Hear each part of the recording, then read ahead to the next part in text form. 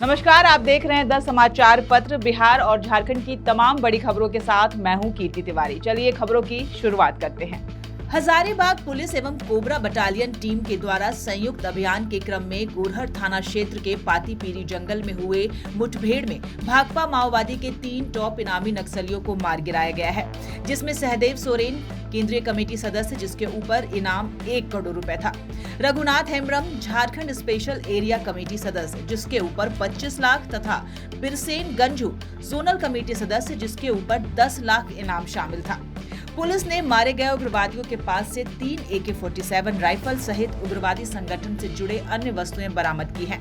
पूरे क्षेत्र में पुलिस के द्वारा सर्च अभियान चलाया जा रहा है। इस मुठभेड़ में 2 पुलिस के जवान भी घायल हुए हैं, जिन्हें हजारीबाग के एक निजी अस्पताल में प्राथमिक इलाज के बाद बेहतर इलाज के लिए रांची ले जाया गया। पुलिस के वरीय अधिकारी घटनास्थल पर कैंप भी कर रहे हैं। लड़ते रहेंगे जब तक इस राज्य से एक नक्सली, एक अपराधी या तो गिरफ्तार हो जाए, या सरेंडर कर जाए, या फिर मुठभेड़ में मारा जाए। वहीं हजारीबाग जिला के गोरहर में मिली उपलब्धि को लेकर गृह मंत्री अमित शाह ने ट्वीट भी किया है। देखिए अमित शाह ने क्या लिखा है।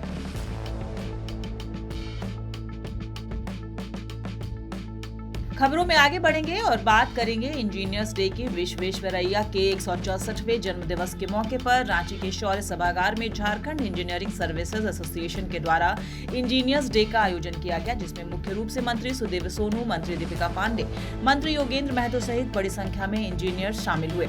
मौके पर जेसा ने झारखंड में एक इंजीनियर्स एकेडमी के गठन की मांग रखी, जहां राज्य के इंजीनियरों का प्रशिक्षण होना चाहिए। मौके पर मंत्री सुदेव सोनू ने कहा कि झारखंड को विकसित राज्य बनाने में इंजीनियरों की अहम भूमिका है। वहीं मंत्री दीपिका पांडे ने कहा कि आधुनिक झारखंड के निर्माण में यहां के इंजीनियरों का बड़ा योगदान है। दूसरी ओर मंत्री योगेंद्र महतो ने कहा कि इंजीनियर समाज और राष्ट्र की सेवा के माध्यम है, उनके बिना विकास की परिकल्पना भी नहीं की जा सकती। अब बात पुस्तक लोकार्पण की। राजधानी रांची के श्री कृष्ण लोक प्रशासन संस्थान में पुस्तक लोकार्पण कार्यक्रम आयोजित किया गया, जिसमें बतौर मुख्य अतिथि JPSC अध्यक्ष L ख्यांगते रहे।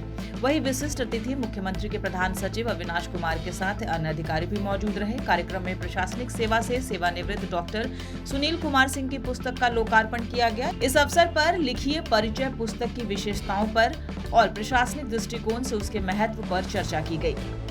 खबरों में आगे बढ़ेंगे और बात करेंगे रामगढ़ की। रामगढ़ जिले के भुरकुंडा सयाल डी परियोजना में CCL प्रबंधन द्वारा मनमानी तरीके से रात के अंधेरे में मेन रोड के रास्ते को काटकर 3 जगहों पर बंद कर दिया गया, जिसे लेकर सौदा बस्ती सराया टोला के ग्रामीणों ने आर्य माइनिंग एवं PSMI कंपनी के कोयला प्रोडक्शन कार्य को पूरी तरह से ठप कर दिया और इसका विरोध जताया और कहा पिछले 1 सप्ताह से सौदा बस्ती के विनोद साव सहित अन्य ग्रामीण नौकरी की मांग को लेकर तंबू गाड़कर अनिश्चितकालीन धरने पर बैठे हैं, लेकिन इस पर कोई पहल नहीं हुई है। मोहम्मदगंज थाना अंतर्गत बड़रा गांव के टोला नवाडी में रविवार सुबह करीब 10 बजे 40 वर्षीय इंदु देवी की हत्या उसके पति ने गला दबाकर कर दी। घटना की सूचना मिलते ही मोहम्मदगंज थाना प्रभारी नारायण सोरेन और ASI कयामुद्दीन पुलिस बल के साथ घटनास्थल पर पहुंचे। पुलिस ने शव को कब्जे में लेकर पोस्टमार्टम के लिए हुसैनाबाद अनुमंडल अस्पताल भेज दिया। आरोपी पति को पुलिस ने गिरफ्तार कर लिया और पूछताछ में उसने पत्नी की हत्या करने की बात स्वीकार भी कर ली। आरोपी को न्यायिक हिरासत में भेज दिया गया। अब बात छिनतई की। बीडी ट्रेन से खलारी से पतरातू आ रहे एक युवक को छिनतई करने वालों ने किरीगढ़ा स्थित धक्का दे दिया, जिससे वह गिरकर बुरी तरह से घायल हो गया। भुक्तभोगी युवक लकी मुंडा पिता विनोद मुंडा खलारी निवासी बताया जा रहा है। वहीं बीडी ट्रेन में सवार होकर सोलिया गांव अपने दोस्त के घर जाने के लिए पतरातू आ रहा था। इसी दौरान ट्रेन में छिनतई करने वालों ने उसका मोबाइल फोन छीन लिया, साथ ही उन्होंने उसे ट्रेन से धक्का भी दे दिया। बुंडू अनुमंडल कार्यालय में जिला प्रशासन रांची के सौजन्य से सामाजिक कुरीति निवारण एवं महिला सशक्तिकरण पर 1 दिवसीय कार्यालय का आयोजन किया गया। इसकी अध्यक्षता SDO किस्टो कुमार बेसरा ने डायन विषय और बाल विवाह को लेकर चर्चा की। मौके पर उन्होंने सभी को नाबालिग लड़कियों की शादी रोकने, उसमें शामिल न होने और समाज को जागरूक करने की शपथ दिलाई। SDO ने कहा कि बाल विवाह जैसी कुरीतियां समाज के विकास में सबसे बड़ी बाधा है। अब बात खेल महोत्सव की। भारतीय जनता पार्टी द्वारा युवा शक्ति को प्रोत्साहित करने को लेकर सांसद खेल महोत्सव का आयोजन किया जा रहा है।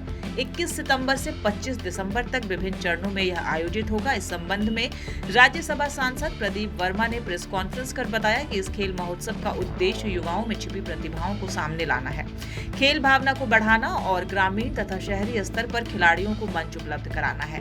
उन्होंने कहा कि फिट इंडिया मूवमेंट और खेलो इंडिया अभियान की तर्ज पर यह कार्यक्रम युवाओं को शारीरिक, मानसिक और सामाजिक रूप से सशक्त बनाने का कार्य करेगा। उन्होंने कहा कि महोत्सव के तहत विभिन्न प्रकार की खेल प्रतियोगिताएं आयोजित की जाएंगी। अब बात अपराध की। बोकारो पुलिस अधीक्षक कुलविंदर सिंह को गुप्त सूचना मिली कि बोकारो थाना क्षेत्र के 2 टैंक गार्डन में कुछ अपराधी हरवे हथियार के साथ किसी अपराध की योजना बना रहे हैं। उन्होंने तत्काल बोकारो पुलिस उपाधीक्षक आलोक कुमार के नेतृत्व में एक टीम का गठन किया और उन्हें तुरंत कार्रवाई करने एवं अपराधियों को गिरफ्तार करने का निर्देश दिया। गठित टीम ने बिना कोई देर किए 2 टैंक गार्डन पर घेराबंदी की और 2 अपराधी राजकुमार यादव एवं कुणाल कुमार को धर दबोचा। बाकी साथी भागने में सफल रहे। पुलिस ने अपराधियों के पास से एक देसी कट्टा और 3 जिंदा कारतूस भी बरामद किया है। अब बात मौसम की कि झारखंड में कैसा रहेगा मौसम। झारखंड में इन दिनों लगातार हो रही बारिश से फिलहाल लोगों को राहत मिलने के आसार नहीं दिख रहे हैं। मौसम विभाग ने रांची समेत 16 जिलों के लिए भारी बारिश का अलर्ट जारी किया है। विभाग का अनुमान है कि 18 सितंबर तक राज्य के कई हिस्सों में जोरदार बारिश होती रहेगी। रांची मौसम विभाग केंद्र के उप निदेशक अभिषेक आनंद ने बताया कि चक्रवाती हवाओं और ट्रफ लाइन के असर से अगले 3 दिनों तक कई जिलों में तेज से बहुत तेज बारिश होने की संभावना है। तो ये थी इस वक्त की तमाम बड़ी खबरें। खबरों से अपडेट रहने के लिए हमारे चैनल को लाइक कीजिए, फॉलो कीजिए और सब्सक्राइब कर लीजिए। इस बुलेटिन में इतना ही। मुझे दीजिए इजाजत। नमस्कार।